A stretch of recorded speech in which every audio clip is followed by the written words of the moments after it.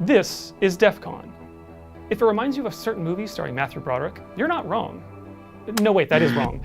Defcon is like War Games, the game, and it's the scariest game ever made. Defcon plays like a simplified RTS. Each player has control of a continent, which they fill with nuclear silos, launch detection radar, air bases, and naval fleets. Each player, or bot, starts with the same amount of units. There's no resource gathering. There's nothing to distract you from the game's horrifying implications. Over the course of a game, a Defcon timer slowly counts down from Defcon 5 to Defcon 1. Defcon stands for Defense Readiness Condition, and it's how the actual Air Force keeps track of how ready and raring to go the US military ought to be. Defcon 5 is like totally chill, and Defcon 1 is your finger hovering over the big red button. In the game, each Defcon phase allows players access to more and more of their arsenal. There isn't any fighting in Defcons 5 and 4, players just place their units. This Cold War escalates in Defcon 3 when conventional air and sea warfare begins. Defcon 2 is mechanically the same as Defcon 3, but it feels different, because you know what's coming next. Defcon 1, the end of the world. Players are free to launch all of their nuclear missiles, from their bombers, their submarines, and from the silos dotting their territory. And everyone does eventually. This isn't like War Games, where the best move is not today.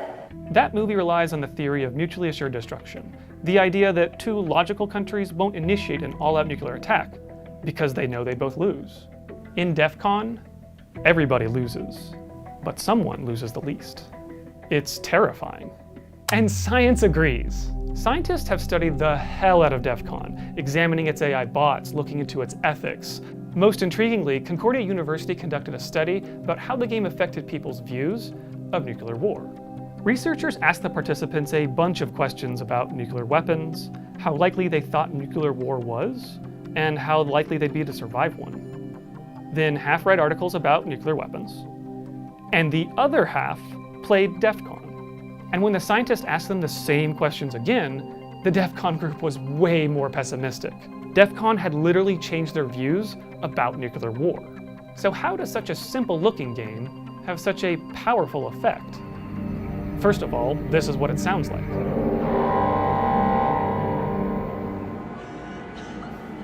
It's dreadful. It slowly ratchets up the tension as the doomsday clock counts down to midnight. And if you thought, hey, was that a cough I heard? Or maybe someone crying? It's probably totally unrelated to the nuclear Armageddon that you are creating. Totally unrelated. And that's the other thing about this game.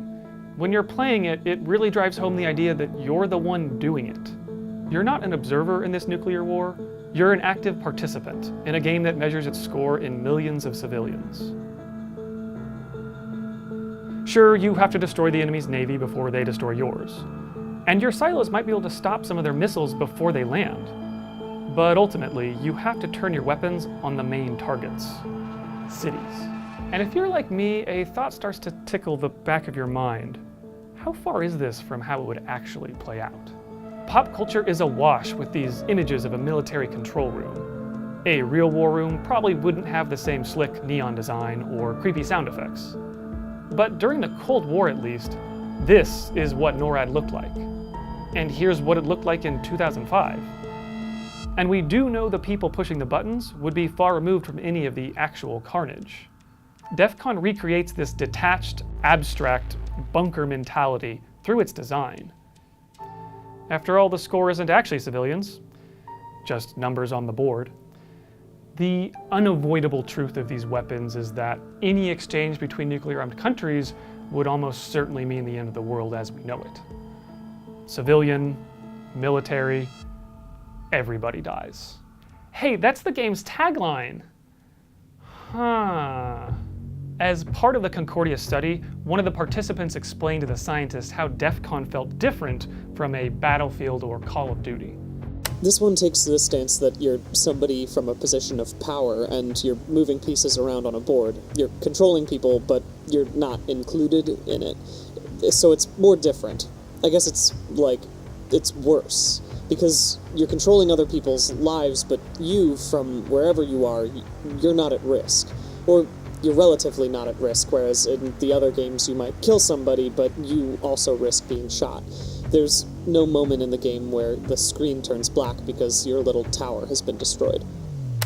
There was also something odd in the study's data. People in the Defcon group were way more likely to assume that if there were a nuclear war, they would die in it. But they were also less likely to believe a nuclear war would actually occur. The study's writers weren't sure what to make of this, but they had a theory.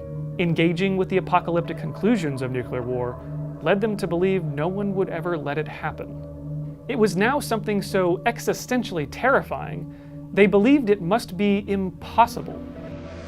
While researching the script, I had the bright idea to watch HBO's Chernobyl, a rigorously accurate depiction of one of the worst nuclear accidents in history. It shows the visceral human costs of radiation. And like Defcon, it shows that the people making decisions are often the ones most removed from the consequences. Chernobyl is pretty horrifying, but Defcon is horrifying because it's abstract, in a way that rings true to life. Defcon doesn't give a voice or even a face to the millions of civilians dead. It puts you in the chair, with a finger on the button, and posits a world where mutually assured destruction isn't a factor. Nuclear war is inevitable because it's a game.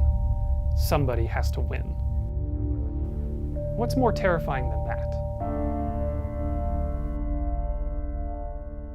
Hey, thanks for watching our video. If you enjoyed it, why not give our channel a subscribe and check out some of our other videos.